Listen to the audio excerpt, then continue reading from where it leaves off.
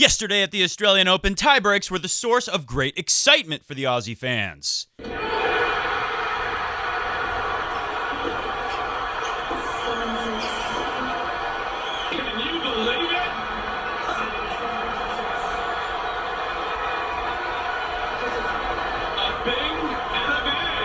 But tiebreaks were not so much fun for some of the Federer fans.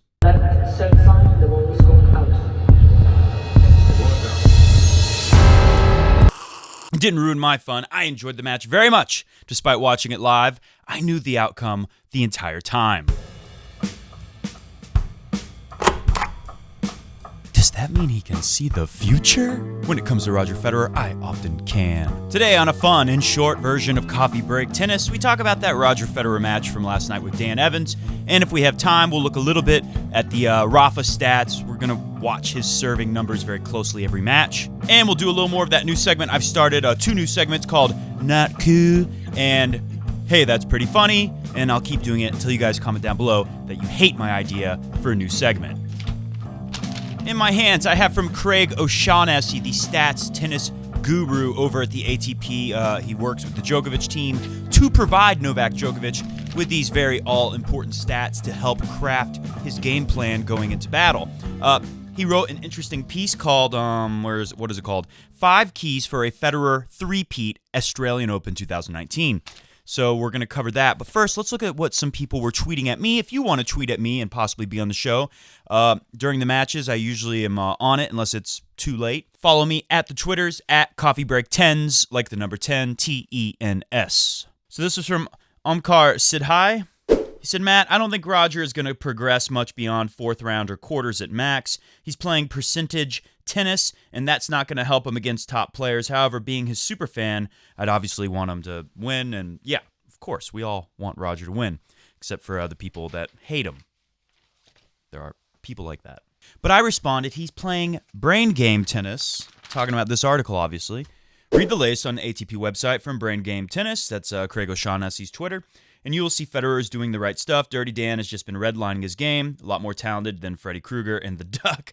Istvan was a tougher opponent too. Ebden could have maybe been a little tricky, but I think Dirty Dan, again, much tougher than Rafa having to go play the Aussie Ebden last night, who he blew through pretty easy, despite a couple moments in the first set for danger for Rafa. Had to come back from down love 40 on his own serve, but after that, it was no problem at all for Rafa. So real quick, before we look at this stuff, I'll just say the Omar of Oz, Omar Leandro, follow him at the Omar of Oz on the Twitters.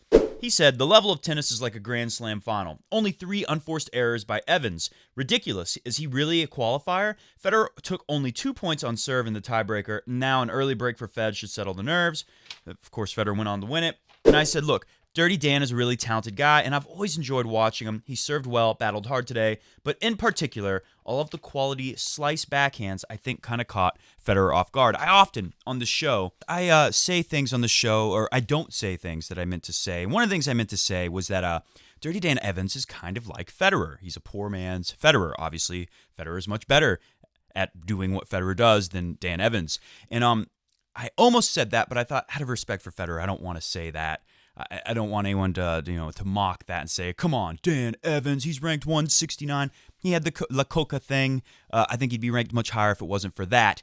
But I am justified in saying this because Roger Federer himself said in the on-court press interview after the match that he had the game plan like he was playing himself, a mirror image of himself. So Roger thinking exactly what I was thinking. So I got to toot my own horn there. But take a look for yourself. Here's a clip of 2 clips of 2 points. Dan Evans doing a very Roger Federer, using the slice to bury Federer in the backhand corner and then ripping and then coming to the net to finish after you get the short ball. That's a very Federer plan. And then there's another point right after that where Dan Evans tries to Federer, but then Federer out-Federers Dan Evans. Battler, and he can move, I'm telling you. Good ball striker. Very good.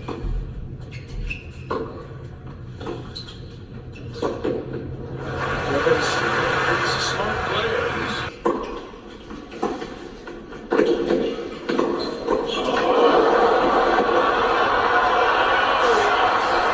And even though Federer is going to be way better at playing like Roger Federer than Dirty Dan Evans is, it still can be a little tricky, and it's going to be a type of shot you don't see a lot. And I saw that in the first set especially. It seemed like to me that slice backhand, that is not the slice backhand you get from Dominic Thiem. It's very different. Dan Evans can actually knife that thing, and it comes on you fast, and it's deep, and it can push you back at the baseline. It can be really tricky to get under and hit with your forehand or your backhand. In fact, I think the easiest way, and luckily for Federer, a lot of times he got knifed back on his own backhand. I think it's easier to get under that with the mobility of a one-handed backhand or to just slice it back. Slice is easier than trying to hit it, heavy with topspin on your forehand. And I think a one-hander is a little easier to just kind of drop under it and snap out of the ball. So I think that was a little tricky for Roger, and that's why we saw more unforced errors in that first set from Roger than we did from Dirty Dan Evans. By the way, if you don't know why I call him Dirty Dan, it goes back to the beginning of the show where we broke the story. Well, we didn't really break it, but we were some of the first to talk about the story of Dirty Dan getting caught with the cocaine, la coca, and he was banned. Cocaine's not really going to help your game, so I never really, I felt kind of bad for Dan Evans. I think he's a fun player to watch, and he's had to work his way from the very bottom, play a lot of very tiny minor league tournaments that he never would have had to play again in his career based on where he was before the incident with La Coca. Cocaine's a hell of a drug. So look at this. This is Brian at Camerlingo73 _2 guy on Twitter's. He tweets some interesting tennis stuff. This is from Sev Setheren-Luti, Roger's longtime coach, one of his many coaches. He said, Evans is a player which can be dangerous if one acts too passive. He's got a good hand, but at the end we want Roger to dictate the game and the players to adjust themselves, so no need to discuss too much about the opponent. And that's a good point. Sev's saying, what I'm saying. You just got to go out there and play the game plan, Roger, and kind of ignore the fact that this guy's trying to do some of the same stuff to you. You got to do it to him before he can get comfortable enough to place his feet and do it to you. Set his feet, I meant. Place his feet, set his, same thing.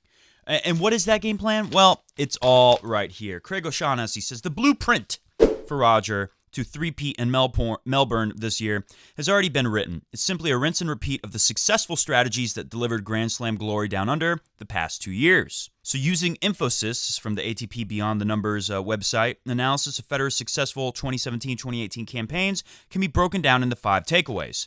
First off, first serves, make 6, win 8. What the heck does that mean?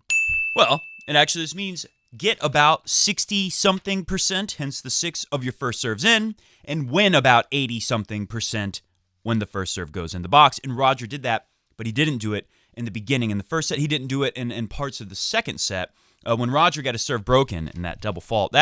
Overall, I thought this was a good match from Federer. You know what? Now I think about it, I think in the first set, Roger's first serve, I was going to look at stats today, but I want to get through the show quick, so we're not going to look at any stats. The Rafa stats, I'll just tell you that his serving numbers look pretty good. Still, though, he's not hitting a ton of aces like we thought the new serving motion might do. But no stats today. We'll skip all that. But I do think Roger's first serve stats were pretty good. But the second serve stats, and I believe that is that on here? Well, apparently, the stats guru didn't put anything about Roger's second serve on here. But the second serve is like what Roger said. If he can trust the second serve is good, that he's hitting his spots and he's getting it in, then he can really go after his first serve and feel comfortable on it. So it is part of the game plan, I guess, here. But the Federer second serve was very low, and I think that just goes back to he was getting into more rallies on the second serve. The second serve wasn't doing as much for him. Dirty Dan able to get it in, back in play, block it back.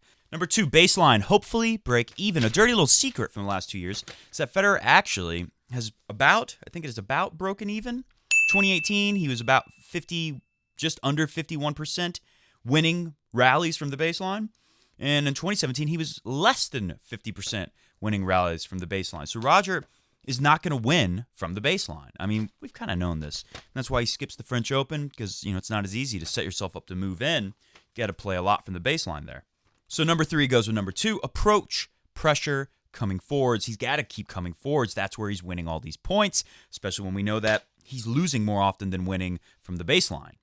So if Roger's breaking even from the baseline, what is he doing from the net? Well, you can see 2017, when he goes to the net, he's winning over 70% of the time, and a little bit better in 2018. It's almost like he had the game plan from 2017, knew how well it worked, It was easier to believe in it and execute the game plan the next year, although, it's half of 1% better, but it's better.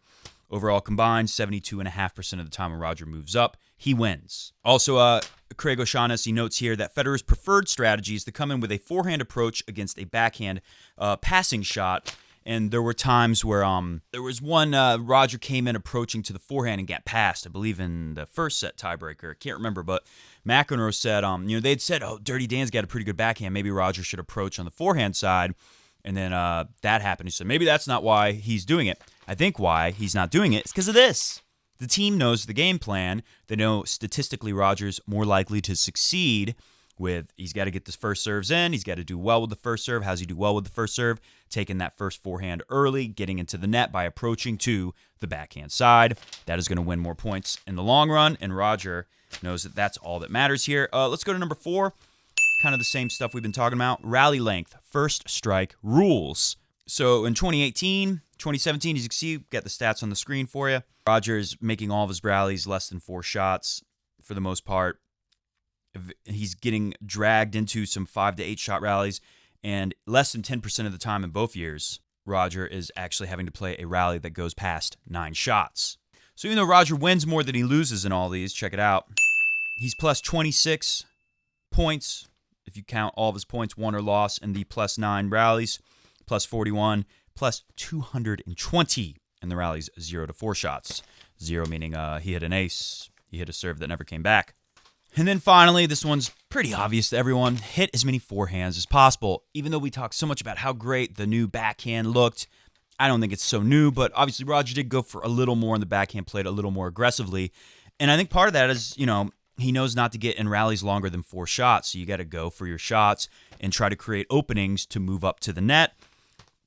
We can clearly see here Roger hit way more winners on the forehand in the last couple years at the Aussie Open. Way less forced errors, meaning he took a ball that was too hot to handle from the opponent, and more unforced errors. Not a ton more. Those numbers aren't clearly as bad. He's pretty clean. He's a clean ball striker on both sides, but forehand generates more pace. When the ball moves faster, it is easier to hit a winner, whether that be because the court is a fast court or because your forehand generates more power than your backhand.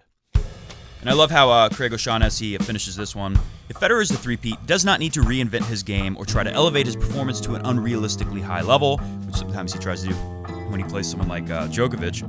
It's all about knowing exactly what works and making the opponent bend to Federer's intentions. I will not crumple this one up.